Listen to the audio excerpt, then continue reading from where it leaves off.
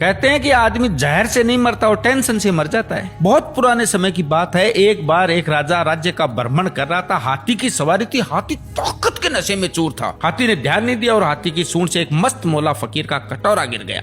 फकीर को बड़ा गुस्सा आया। उसने कहा, रुक मैं बताता हूँ, और हाथी का पूंछ पकड़ लिया।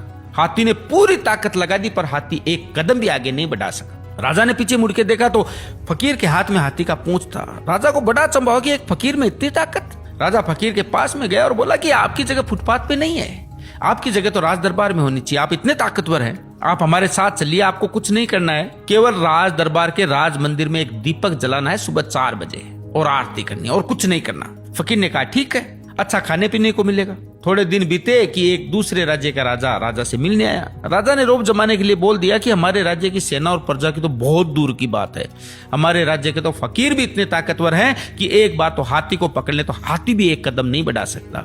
राजा ने कहा, भाई हमें तो दिखाओ तब माने। राजा ने कहा, ठीक है। राजा ने फकीर को बुलाया और कहा, बात का सवाल है, ध्यान रखना, आज अपनी ताकत दिखाओ। फकीर ने कहा, ठीक है, हाथी को बुलाओ। फकीर ने हाथी का पूंछ पकड़ा, मगर अब की बार पासा पलट चुका था। हाथी फकीर को घसीटते हुए ले गया। राजा को बड़ा अचंभा हुआ और फकीर से बोला कि जब फुटपाथ पे रहते थे, रूखा सूखा खाते थे, तब भी तुम्हें इतनी ताकत थी। अब तो तुम राज दरबार में रहते हो, 56 प्रकार के भोजन करते हो, फिर ताकत कहाँ गई? फकीर जोर से हंसा और बोला, ताकत को टेंशन खा गई। पहले मेरे कोई टेंशन नहीं थी, कब उठना है, कब जागना है, कब सोना है। अब रात को सोता हूँ तो टेंशन लेके सोता हूँ कि सुबह 4 बजे उठना है, दीपक जलाना है, आरती करनी है। टेंशन मेरी ताकत को खा गई।